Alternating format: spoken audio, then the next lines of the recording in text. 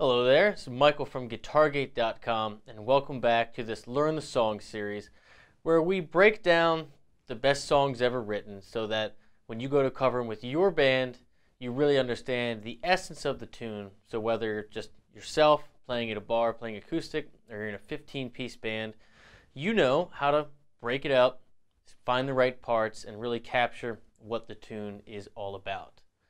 So this is Fire and Rain by James Taylor. And I always forget about James Taylor, and he has a similar effect on me as, say, like a Ray Charles, because the songs are so good and you kind of forget about it. And then each time you hear one of his tunes, you're like, God, who's better than that? Because it's like literally perfect, from the harmony, the rhythm, the melody, and the lyrics. I mean, it's just, I feel like every couple years I rediscover James Taylor, and I'm always just absolutely floored by how amazing he is. Anyhow, so this song, Fire and Rain, is an interesting song because it seems like a very simple song, right? And it is arrangement-wise, but it's got a wild card chord in there. There's something weird that happens in the harmony, and that is what makes the song, in my opinion, really what it is. And you have to remember, this song is also about him losing a friend of his and having his friends not tell him that basically his friend took her life because they didn't want it to interrupt his career. And I kind of feel that that strange chord in there, which comes up in the verse, it comes up in the chorus, and it comes up in that weird bridge thing, is kind of that lingering feeling that it just captures that feeling of something being wrong but yet totally resolving. And between the melody and the lyrics, I think the whole song is kind of about that. So anyhow, enough of that. Just so you know, this is not a note-for-note version of how James does it. James is awesome enough to show you exactly how he plays all his songs, and you can find them for free on his website and on YouTube. And if you're watching the YouTube video, there will be a link in the description. So let's break it down. So this song, it starts with a piece of C major, right? It's a C major chord. And then it does B flat major with a G in the bass, which makes G minor 7. And then it does F to C. And then it kind of embellishes the F and C. And you can do that wherever you want. If you watch James do it, he does it with the capo on the 3rd fret, so a C is an A shape, and blah, blah, blah, blah, blah, blah. But if you're playing in a band where, you know, you're not starting and stopping, you're not using a capo where you're going from song to song to song, it makes sense to kind of figure it out without the capo. So what is that G minor 7? Again, in my opinion, this is what makes the song what it is, right? It is essentially a borrowed chord from what would be C minor, right? And again, this is subjective because you can look at this and say, okay, we have a C, we have a G minor 7, so it's just a B flat with a G, and we have an F. Why isn't this in the key of F or C mixo? And it's not that it isn't, and it's not that it can't be. It's just that when you listen to this, when you are using your ear, you're trying to ask yourself, what is the story about? Is the story about F something? Is it about C something? And if it's about C major versus C mixo, does the C fully resolve? Or does it resolve with a, kind of a bluesy, with that flat 7 sound? Is that kind of always in there? And in my opinion, when I hear this, I don't hear a Mixolydian kind of vibe. I don't hear a bluesy kind of vibe. I hear that it's almost like the struggle between major and minor, that C major going to that G minor 7, that B flat, that C major triad going to that B flat major triad.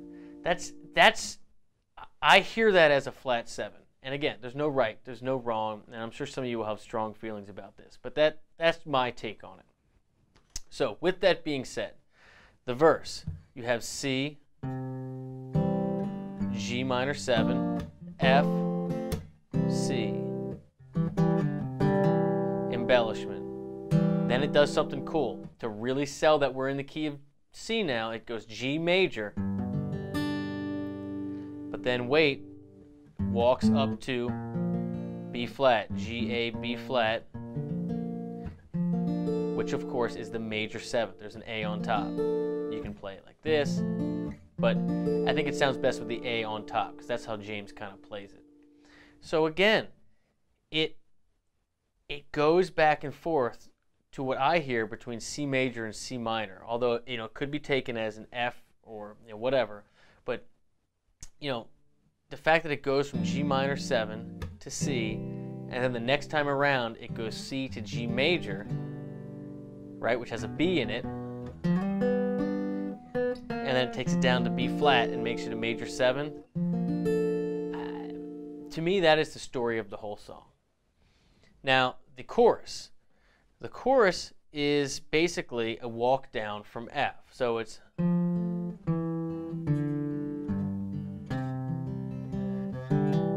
when you hear his band do it, when he does it with the full band, even though sometimes he skips that E in the walk down to keep it diatonic, the band almost always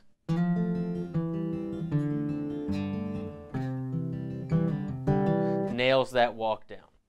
So if you're doing it with your band, I recommend that you guys just do that and you figure that out.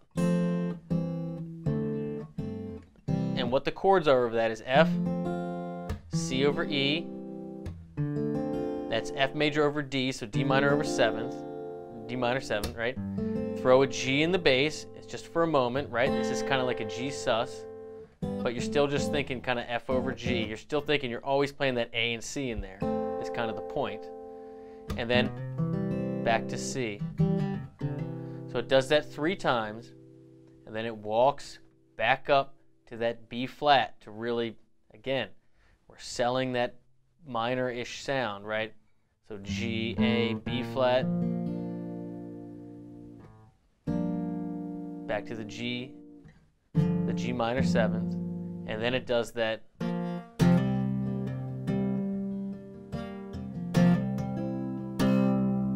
all that is that you're playing a C and a G if you want, so a 5th, but you're getting the C with a B flat, there's that B flat again, right? That's your flat 7, but also with a 9 or a 2, so that's your D, so it's a suspended chord. So you're suspending the 3rd, and you're getting that flat 7, right? Letting it drone, and then make it the full major chord. And again, if you're playing with the band, you can do this, you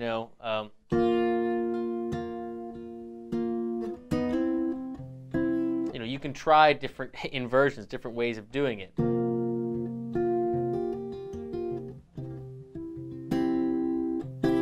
To accentuate that. But that's it.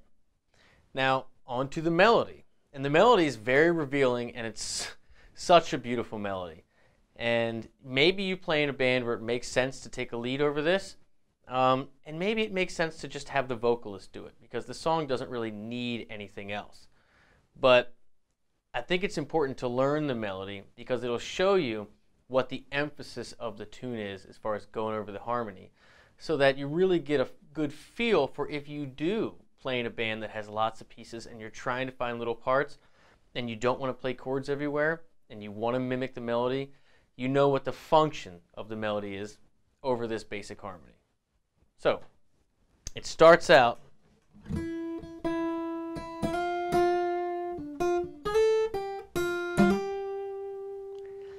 and this is one of those melodies too where second you hear it, you know what song it is. I mean, it's just gold. I can't get this out of my head.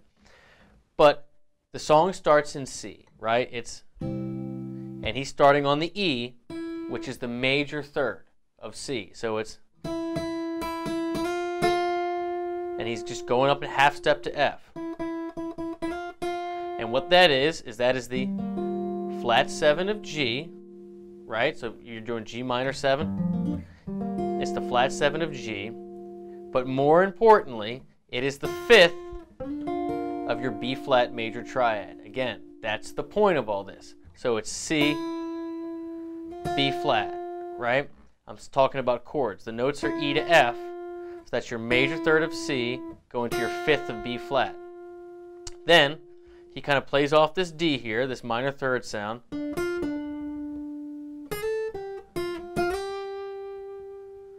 So it's E, F, D, F, D, A, G, F, G. And what that gets you is, again, you're going from C to the G minor 7 to the F back to the C. So you're getting the 3rd of C, the 5th of B flat, and that is the major third of F, and then you finally end on the 5th of C, which is the G. So you end on a chord tone of C. So it's like a journey of 3rd of the C, right? And you end on the 5th of the C, right?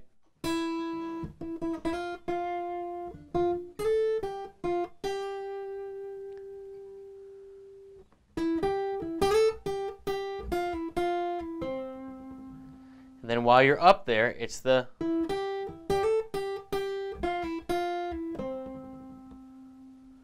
so you're just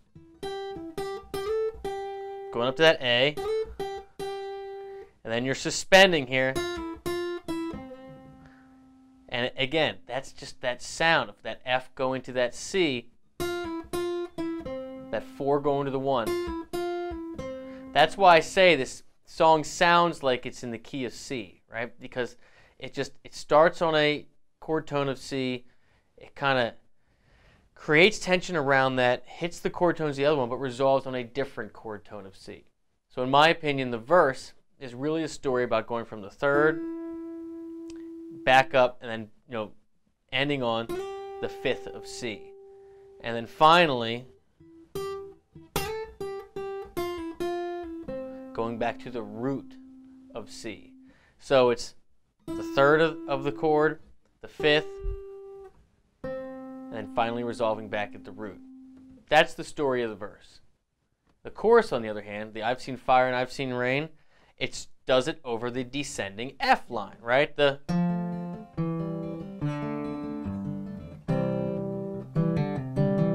really, this is just F, and then the bass is walking, and it resolves on C. So it's now all that is here is that's an A, which is the 3rd of F, so it's a chord tone of F. And then he's got a G and an F in here, right? And the resolution point is a G, right? Which of course is the 5th of C. So it's literally just a story of I'm playing a chord tone of F that's higher than my resolution point, going back down to my F, and ending on my G, which is a chord tone of C.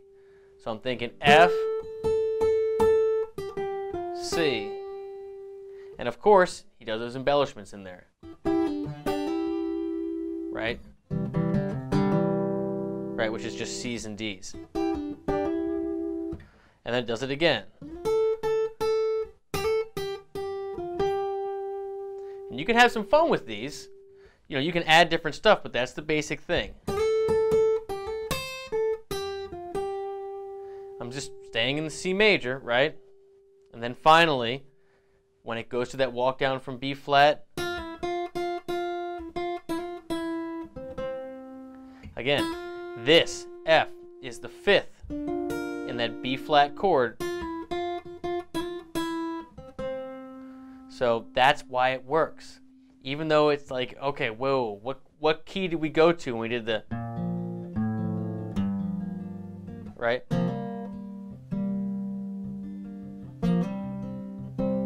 That's why, because it's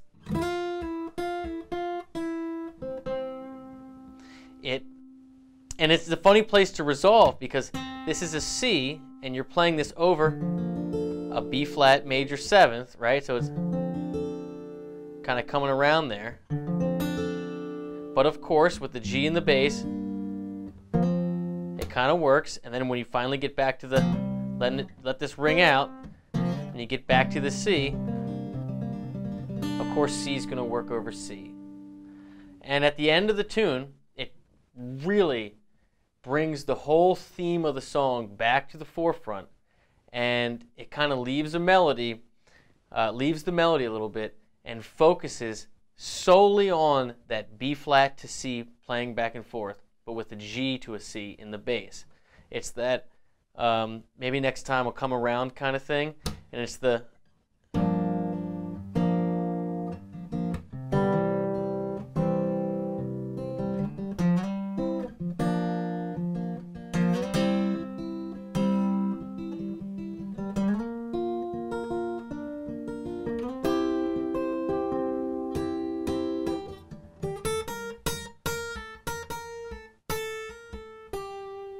and in there, I just hear accentuating that B flat to the C, and just by hammering on that, what is essentially the G minor. You know, you're thinking G minor-ish, right?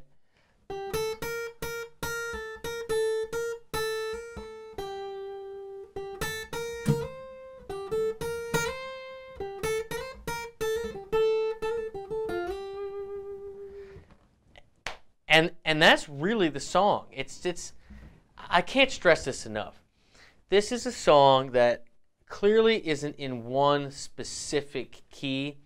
It's very clear that if you just look at the chords, it could be in the key of F. But there really isn't any story happening about F in Fire and Rain. It's really about C, and it's about the B flat.